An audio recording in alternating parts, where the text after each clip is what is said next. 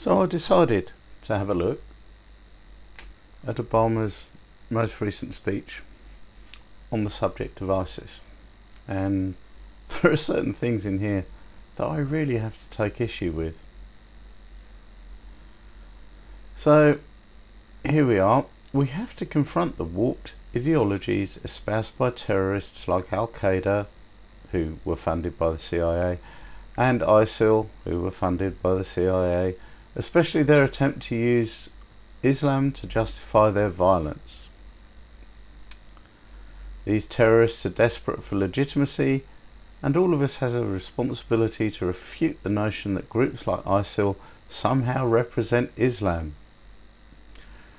Well, this is obviously coming from a man who doesn't know his history, because Islam actually had a caliphate before, and here it is.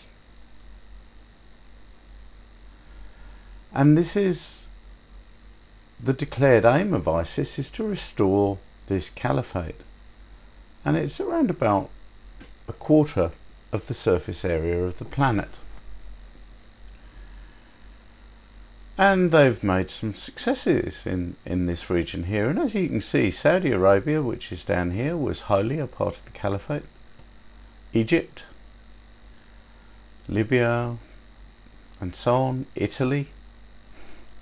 People forget this, that Italy was an Islamic country once. Greece, Spain, parts of France. And their aim is to get this back. Now, the original founders of the Islamic Caliphate included the Prophet, and they killed an estimated 17 million people in creating this caliphate. So I would suggest that historically this is a very Islamic thing to do.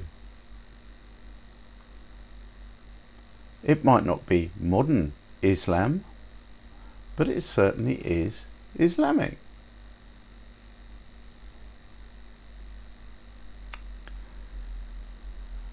And here we go again. At the same time, we must acknowledge that groups like Al-Qaeda and ISIL are deliberately targeting their propaganda to Muslim communities. What? Who else are they going to talk to? They're Muslims. Sorry? The whole notion of establishing a caliphate is a Muslim notion. What are they going to do? Try and get support from Christians? It's not going to work.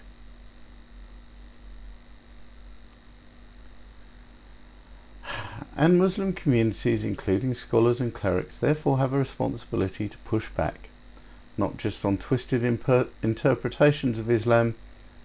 And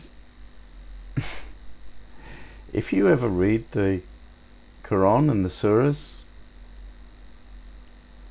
and see what they say, twisted interpretations, I'm sorry, but it's the peaceful interpretations that would appear to me to be the twisted interpretations.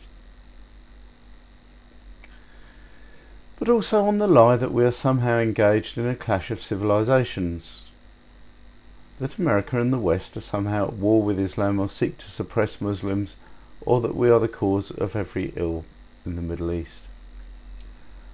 Well,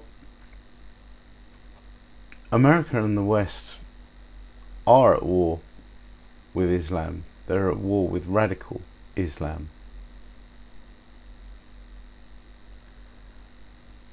They seek to suppress radical Muslims. You see, there are Muslims and there are Muslims. There are Muslims who are very like Christians,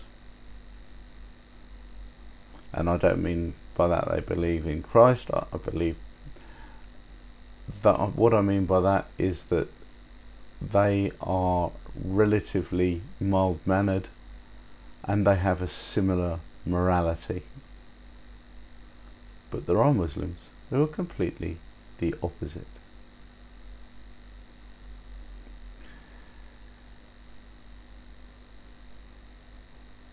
And where are we?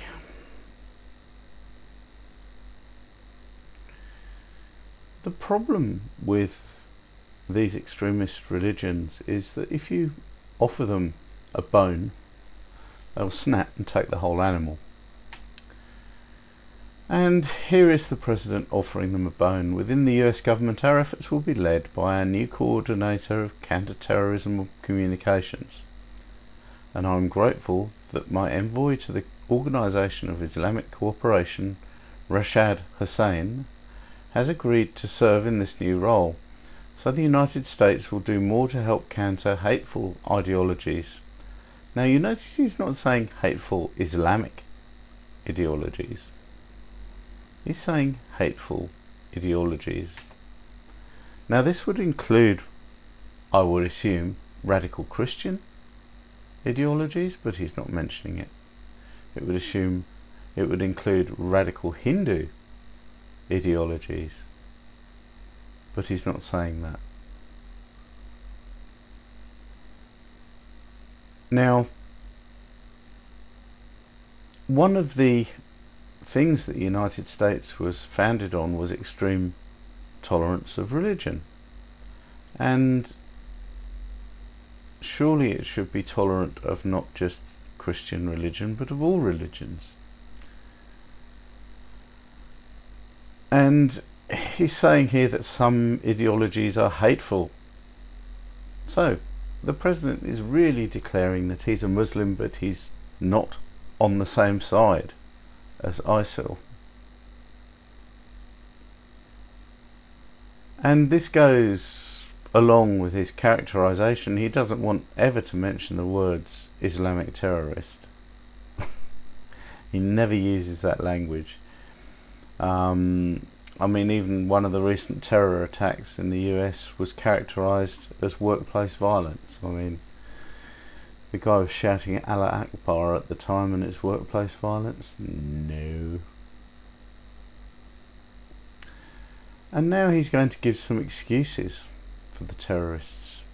But when people, especially young people, feel entirely trapped in impoverished communities where there is no order and no path for advancement, where there are no educational opportunities, where there are no ways to support families and no escape from injustice and the humiliations of corruption that feeds instability and disorder and makes those communities come off it. Thousands of these ISIL fighters come from Western countries. Those young people weren't trapped in impoverished communities. Those young people didn't have a lack of paths for advancement. Those young people had every educational opportunity, but they still have gone and fought for ISIL. Reason why? It's a religious war. It's a jihad. And the President just simply won't see it and won't say it.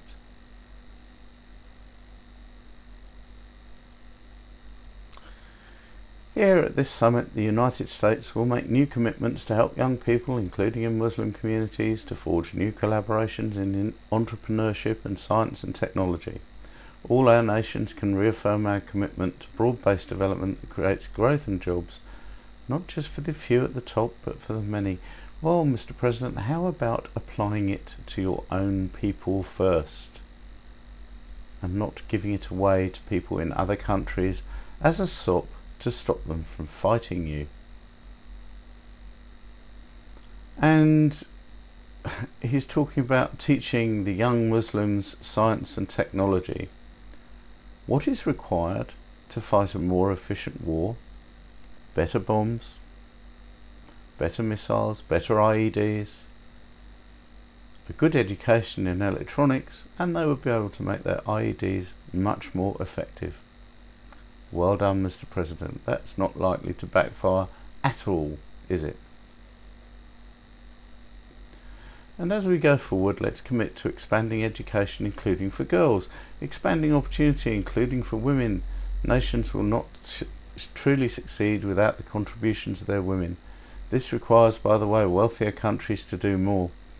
But hang on a minute. He's saying, he's saying that the Islamic fundamentalists repress women, which they do. and they don't like women being educated, which they don't. However, this is a religious choice once again. He doesn't seem to realise that this is a religious choice. He doesn't seem to realise this at all. And religion doesn't follow logic. And appealing to women when a lot of the key terrorist fighters, and in fact some leaders, like the leader of Boko Haram recently, are women, and they are radical Muslims, and they are leading terrorist groups. It's just nuts. They're not leading a terrorist group that promotes radical Islam in order to get education for women, because that's exactly what those terrorist groups don't believe in. This analysis of his is all wrong. Totally and utterly wrong. And here's some more incorrect analysis. Fourth, we have to address the political grievances that terrorists exploit. Well, that's kind of true. But what are these grievances? Where people are oppressed and human rights are denied, particularly along sectarian or ethnic lines, when dissent is silenced, it feeds violent extremism, creates an environment that's ripe for terrorists to exploit. When peaceful democratic change is impossible, it feeds into the terrorist propaganda that violence is the only answer available. Well, let me tell you this, Mr. President. Nowhere in the world is democratic change more impossible than in America. It has two political parties that are both the same. The president is in fact not chosen by the people at all, but chosen by people who are very powerful in the party's hierarchy. Political change in America is totally impossible. Where the terrorists are, political change is very possible. In fact, political change can happen overnight, and they call it a coup.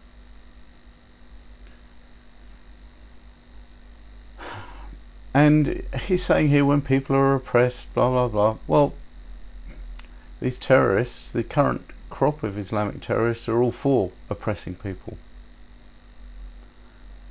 When people are oppressed, in fact, you get a cowed population. Can you imagine this terrorist activity, or this scale of terrorist activity, being allowed in the United States? It would be stamped on within seconds.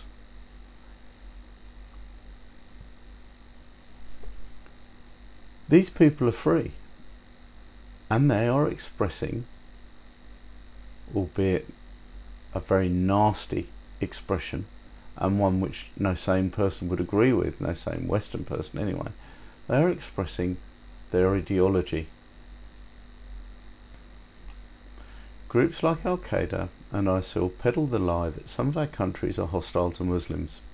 Meanwhile, we've also seen, most recently in Europe, a rise in inexcusable acts of anti-Semitism, or in some case anti-Muslim sentiment, or anti-immigrant sentiment, when people spew hatred towards others. Is he mentioning Charlie Hebdo? Oh gosh, hang on, is Charlie Hebdo anti-Semitism? No, it's not. It's an Islamic terrorist attack. Have we seen any anti-Muslim terrorist attacks by Christians? I can't remember one. So, yes, our countries are becoming more hostile to Muslims in general because we fear the extremists amongst them. Not because we're hostile to the Muslim religion per se. We are certainly hostile towards the extremists. People like Mr. Hamza, who warp the youth of Muslim into the ideologies that are acceptable to the likes of ISIL.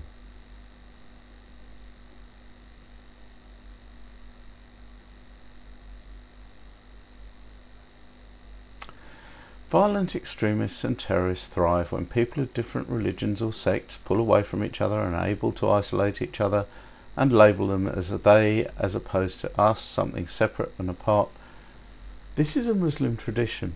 Now, in this country we have schools that are founded by Muslims, they're for Muslims. Okay, they'll accept white children of a Christian faith, but you'd have to be mad to send your children to one of these schools. So people don't. The Muslims settle in specific areas, and this is not something that's enforced by the government. This is what they feel comfortable doing. And they keep themselves separate and apart. Many immigrants don't speak English. Many immigrants, the children only speak English because they have to at school. When they're at home, they don't speak English. In the city where I am at the moment, which is London, you can go almost a whole day on the street in some areas without hearing anything except Arabic and Turkish.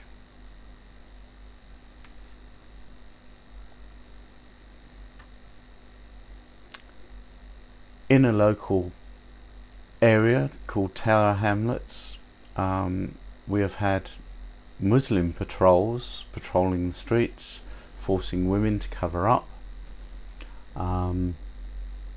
forcing English youths off the streets. And who is it exactly that is behaving in a manner that condones separatism? I would love it if Muslims were forced to integrate, if they were forced to send their children to normal schools. This would be a very, very good idea.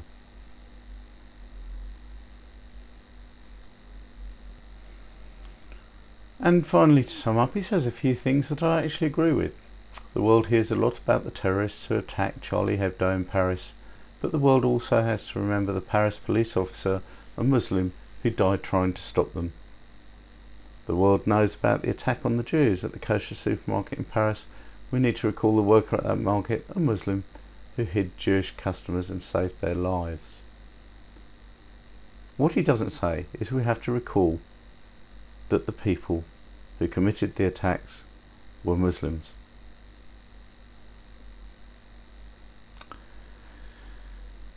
And when he was asked why he did it, he said, "We are brothers. It's not a question of Jews or Christians or Muslims. We're all in the same boat and we have to help each other to get out of this crisis." And I quite agree. But hiding the fact that 100% of these ISIL terrorists are Muslims, and that there is more than one version of the Muslim religion, and these happen to believe in a very strong Muslim empire and want to re-establish hundreds of thousands of square miles of Islamic caliphate, taking over countries such as Spain, Italy, Greece, Saudi Arabia.